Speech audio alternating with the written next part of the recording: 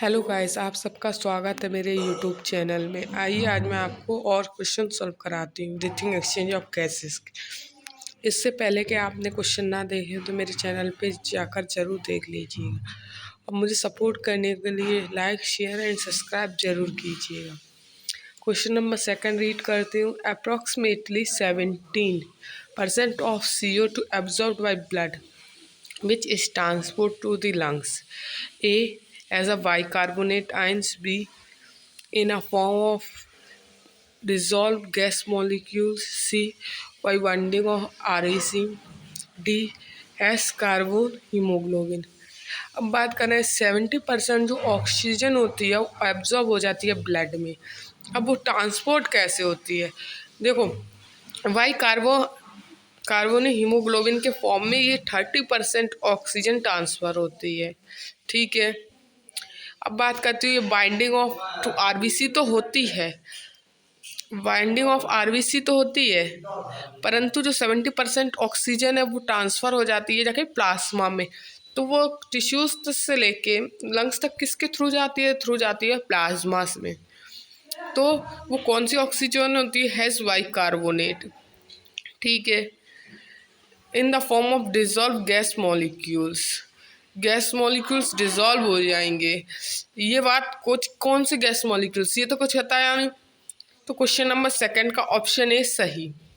अब question number third की बात करती हूँ। Which one of the following possibility has most regarded to breathe by making conscious effect. अब हम लोगों ने कहा कि हम लोग ब्रीथ कर रहे हैं, पॉसिबिलिटी क्या है कि हम लोग अगर ब्रीथ कर रहे हैं फोर्सफुली तो कौन से इफेक्ट आएंगे? One can breathe out is totally without oxygen. देखो, आप लोग ये कहते हो कि हम लोग एक्सपायर कर रहे हैं तो CO2 को निकाल रहे हैं और इंस्पायर कर रहे हैं तो O2 को अंदर ले रहे हैं, पर ऐसा नहीं होता है कि हम लोग ब्रीथ आउट कर रहे हैं कि उसमें 100% ही ऑक्सीजन CO2 हो, पूरी ही CO2 भरी हो।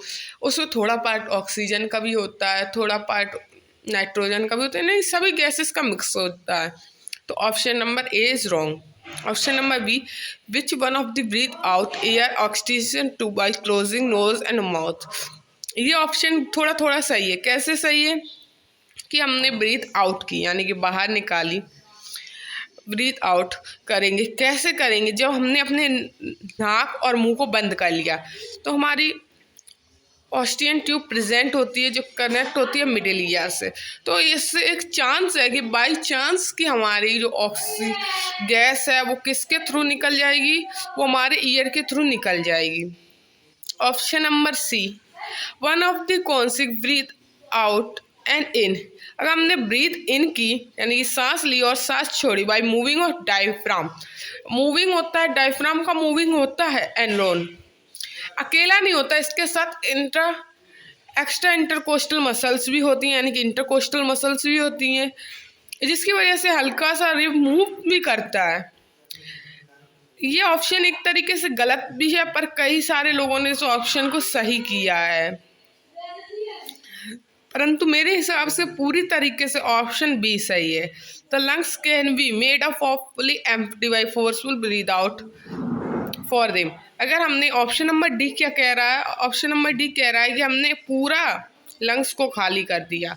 ऐसा होता ही नहीं है, कुछ ना कुछ वॉल्यूम रह जाता है। वो कौन सा वॉल्यूम होता है? रेसिडुअल वॉल्यूम होता है। अब बात करते हैं क्वेश्चन नंबर थर्ड की। Bulk of carbon dioxide CO2 is release from body tissue in the blood is presence. हमने क्या कहा? काफ़ी बड़ा हिस्सा जो कार्बन डाइऑक्साइड का वो रिलीज किया किससे?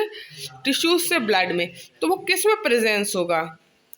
वो freely CO2 in blood plasma freely नहीं होगा, फ्रीली नहीं होगा, बाइंडिंग करके जाएगा आरबीसी से अगर करेगा। और सबसे बड़ा हिस्सा तो as the 70% carbohemoglobin and 30% कार्बिनोड। नहीं, गलत है। 70% ये बाइकार्बोनेट के फॉर्म में ट्रांसफर करता है और 30% ये कार्बन हीमोग्लोबिन के फॉर्म में ट्रांसफर करता है। कार्बो हीमोग्लोबिन इन आरबीसी में कार्बो हीमोग्लोबिन तो होगी, ये बिल्कुल सही बात सही है, परंतु सबसे बड़ा हिस्सा है द बाइकार्बोनेट के फॉर्म में ब्लड में प्लाज्मा में ट्रेवल करेगा RBC के। ठीक है, तो ऑप्शन नंबर ए सही। Bye bye guys.